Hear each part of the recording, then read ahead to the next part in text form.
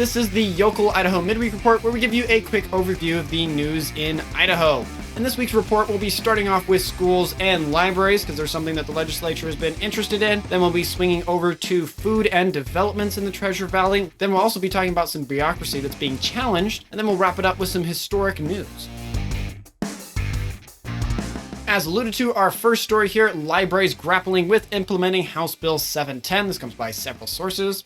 As Idaho's House Bill 710 is set to take effect on July 1st, schools and library officials across the state are now being forced to remove content stated in the bill as harmful to children.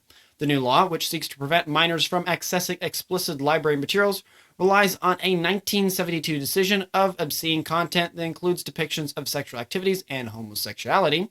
Libraries in Idaho Falls, where there are more, quote, same-gender families, end quote, have raised concerns. Library Director Robert Wright anticipates that the application of the law will likely require litigation to clarify the boundaries of contemporary community standards, end quote.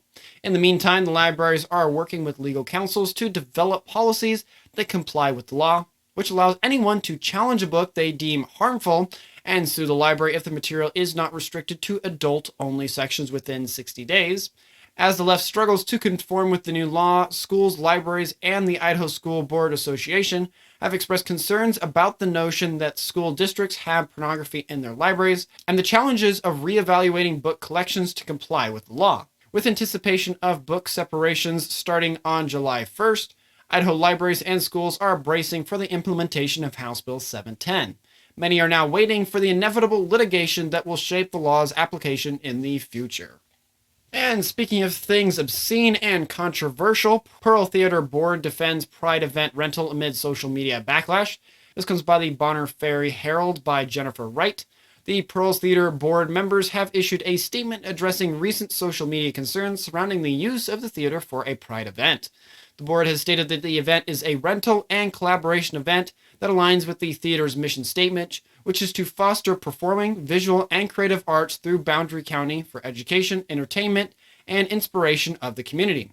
The board emphasized the theater does not discriminate against any person or group based on race, color, nationality, origin, age, handicap, sexual orientation, or identity. Man, that's a mouthful. The statement comes in response to a flurry of social media posts, with some users calling for a boycott of the Pearl Theater. The board is countered by saying that the theater, as a 501c3 nonprofit organization, has its building available for rent, and the Pride community is renting the facility and paying it for the use as a venue. The theater is supporting a community project entitled Pride in Our Community, end quote, and a movie marathon featuring family-friendly films. The documentary, quote, Add the Words, end quote, is partially funded by a grant from the Union Pacific. The Roto Company has expressed its support for the theater's efforts in creating a more diverse, equitable, and inclusive communities. The board noted that the funds used for the Pride event represent approximately 1% of the Pearl's grant funding for 2023 to 2024 performing season. Despite the social media backlash, the Pearl Theater Board remains fixed in their position. And keeping with the topic of schools, we have Nampa School District moving to 4-day school week for fall 2024. This comes by KTVB 7 by Hedy Atarik of Idaho Press. The Nampa School District is set to implement a significant change to its academic calendar, as the school board voted to adopt a 4-day school schedule starting in the fall of 2024. This decision comes on the heels of several substantial changes within the district over the past academic year, including the closure of 4 schools and the shift away from an A/B block schedule. Under the new schedule, students will attend classes 4 days a week, while the 5th day will serve as a non-student contact day, allowing instructors to plan lessons, prepare for class, and schedule on-campus meetings.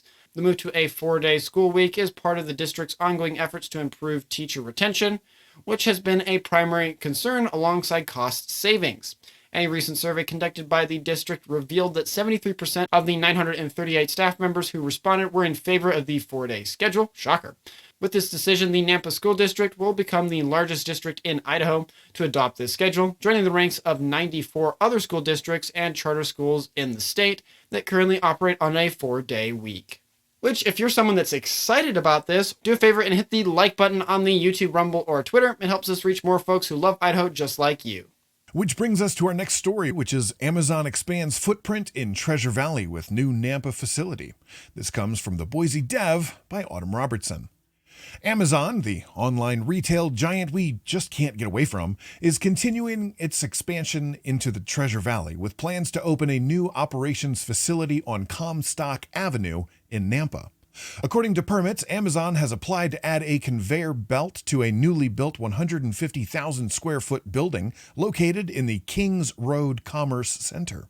The vicinity map from a public records request also includes a label that reads Amazon SID1 SSD, indicating a specific type of Amazon warehouse. This latest development is part of Amazon's ongoing efforts to increase its presence in both Ada and Canyon counties. The company recently celebrated the grand opening of a delivery center in Meridian off 10 Mile Road, which was originally scheduled to open in 2022. Additionally, another Amazon facility is already visible from I-84 in Nampa. An Amazon spokesperson confirmed that the company is in the early stages of outfitting the Comstock operations facility, with more planning and construction steps expected in the future as the online retailer continues to expand its footprint in the Treasure Valley.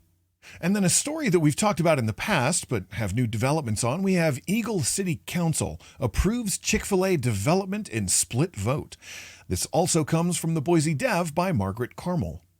A decision has been reached in Eagle that will soon give its residents the opportunity to enjoy Chick-fil-A's famous chicken sandwiches without leaving the city limits. On Tuesday, the Eagle City Council voted 2-2, with Mayor Brad Pike breaking the tie to approve the East End Marketplace, a 15-acre development featuring shopping, restaurants, and office space at the corner of State Highway 44 and Edgewood Lake. The project, proposed by Eagle developer Caleb Roop, had previously faced concerns from council members regarding the inclusion of 4 drive-through restaurants, particularly the large drive-through for Chick-fil-A. The developer made changes to the site design, scaling back several issues and reorienting the site, and provided an updated traffic study to address the council's concerns. Despite some lingering reservations about additional traffic, City Council members Melissa Jindal Spurger and Mary May voted in favor of the project, while City Council President Helen Russell and City Council member Craig Kavam voted against it. Mayor Pike's tie-breaking vote ultimately pushed the project forward. The approval comes with an additional requirement for more landscaping to shield the development from Highway 44, addressing some of Kavam's concerns about the appearance of the drive-through restaurants. With the green light from the City Council, Eagle residents can look forward to enjoying Chick-fil-A's offerings 6 days a week in the near future. And speaking of a nearby town that is also having some chicken-related news happening, Raising Crane's Chicken Fingers proposes new location in Meridian. Already home to numerous fried chicken eateries, may soon welcome another player to the scene. Raised Crane's Chicken Fingers, a quick-serve restaurant originating from Louisiana, has submitted preliminary application materials for a potential location on Eagle Road, just south of the Ustick Road, near Trader Joe's. The proposed restaurant would feature a 2,862 square feet dining area with a patio, a 2-lane drive-through capable of accommodating 23 cars and 44 parking spaces. Since its inception in 1996, Raising Cranes has garnered a dedicated following and expanded to more than 700 locations across 37 states. The brand is known for its signature chicken fingers, Texas toast, iced tea, lemonade, and popular Crane sauce, a unique take on fry sauce. The restaurant also offers a variety of sandwiches and, quote, tailgate-style catering options.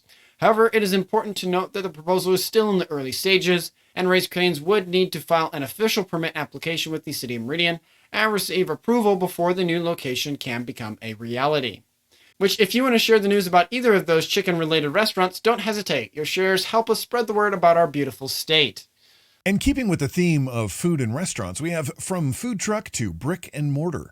The Tony Cannoli owners open Caffè Sorrento. This comes from the Boise Dev by Gretchen Parsons. Tony and Emma Kirkuri, the husband and wife duo behind the popular food cart, the Tony Cannoli, are set to open a brick-and-mortar location called Caffè Sorrento this fall. The new restaurant will be located at 10668 West Overland Road in Boise in the former Flower Child Cake Shop space. Caffè Sorrento will offer an expanded menu featuring a variety of Italian pastries, including cannoli, fresh gelato, granita, and Genovese focaccia, which will be served by the slice or as a sandwich. The inspiration for Caffè Sorrento stems from Tony's Italian-American upbringing and the couple's love for authentic Italian food culture. The restaurant's name pays homage to Tony's family's pizzeria in Illinois called Sorrento's, which was opened by his father and grandparents in 1969 after they immigrated from Italy in the 1960s. Although Caffè Sorrento won't be a pizzeria, it will feature family recipes from Tony's childhood.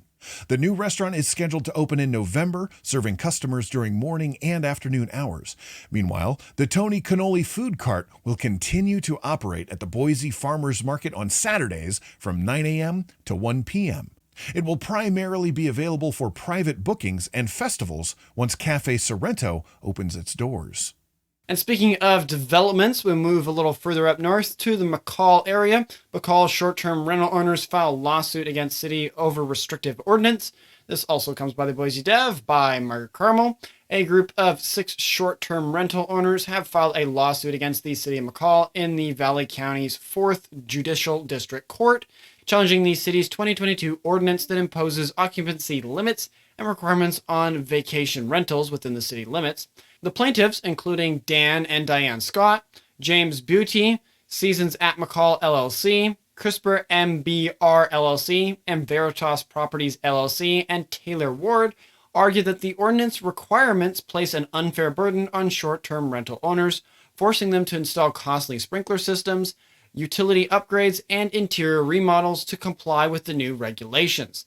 The lawsuit contends that the ordinance violates the existing Idaho Code, which prohibits cities from passing regulations on short-term rentals for reasons other than protecting health, safety, or general welfare. The plaintiffs claim that the city passed the ordinance without conducting formal studies or gathering evidence regarding the impact of short-term rentals in McCall.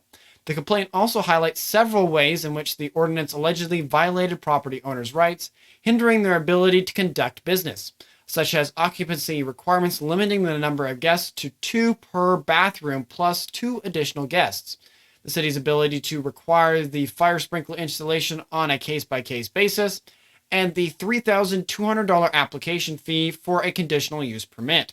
The city of McCall has filed a response to the lawsuit, and the case is tentatively scheduled for a trial in March of 2025.